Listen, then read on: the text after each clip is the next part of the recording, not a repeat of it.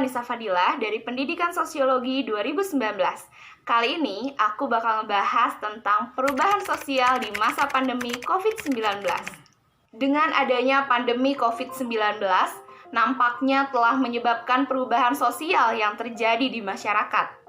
Pada dasarnya, perubahan sosial merupakan respon dari masyarakat, baik disadari maupun tidak, sebagai upaya menyesuaikan diri dengan kondisi yang terjadi di sekelilingnya. Seperti yang dikemukakan oleh antropolog J.P. Gillin dan J.L. Gillin, mereka berpendapat bahwa perubahan sosial adalah perubahan yang terjadi sebagai suatu variasi dari cara hidup yang telah diterima karena adanya perubahan kondisi geografi, kebudayaan material, komposisi penduduk, ideologi, maupun adanya difusi atau penemuan-penemuan baru di masyarakat. Perubahan sosial di masa pandemi COVID-19 ini yaitu adanya pembatasan sosial di masyarakat. Semua pekerjaan dan tugas kantor, sekolah, kampus terpaksa dilakukan di dalam rumah. Pembatasan sosial ini dilakukan demi memutus rantai penyebaran virus COVID-19.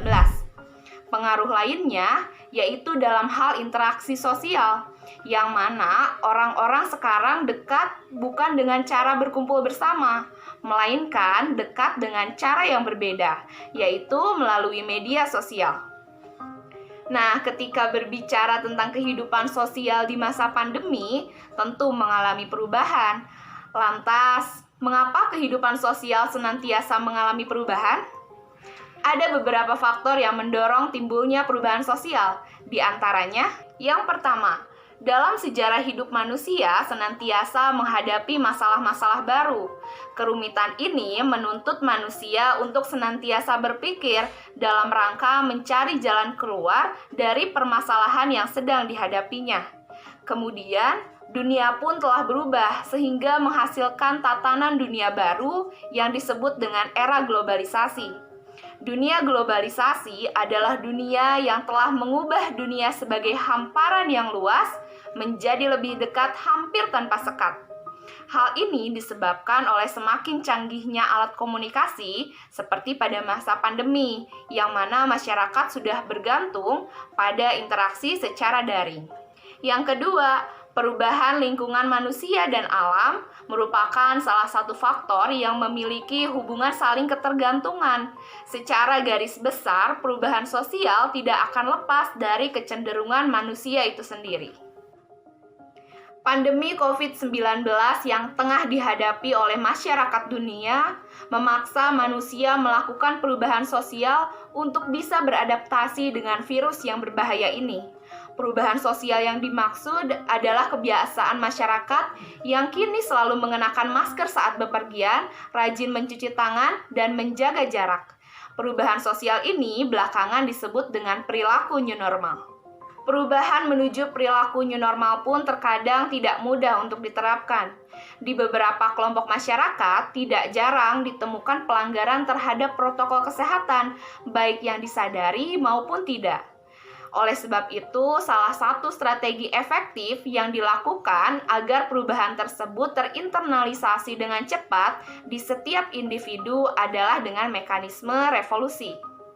Yang pertama, the leader. Untuk mewujudkan terjadinya perubahan perilaku new normal yang berlangsung dengan cepat, secara sosiologis diperlukan peran pemimpin yang memiliki power and influence terhadap anggota masyarakatnya.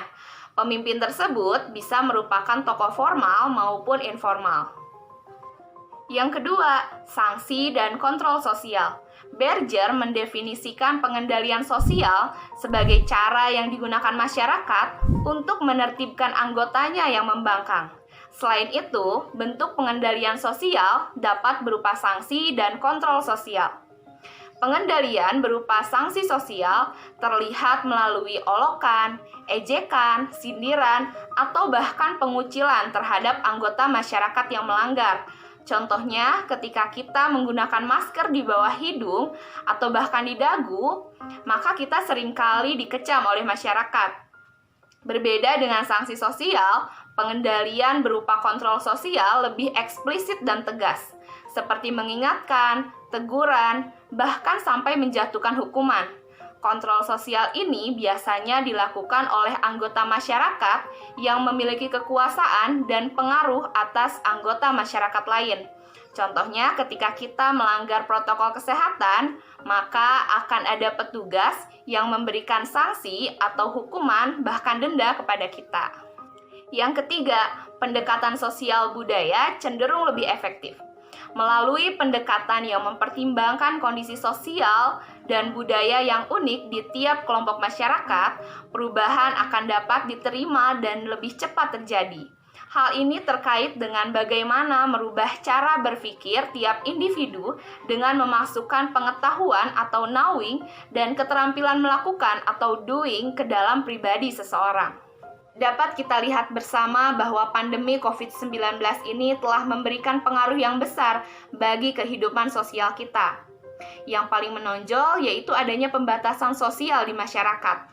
Dampak dari adanya pembatasan sosial tersebut memberikan hal yang negatif maupun positif. Namun yang terpenting dalam menghadapi era new normal ini, kita harus tetap mengikuti anjuran pemerintah untuk menjaga kesehatan dan kebersihan, senantiasa melakukan physical distancing, dan berdoa semoga kita dijauhkan dari virus yang berbahaya ini. Nah, teman-teman, setelah semuanya reda, mari kita kembali bertegur sapa, melepaskan rindu yang sempat tertunda. Sampai bertemu lagi di Sosiologi Mengajar berikutnya.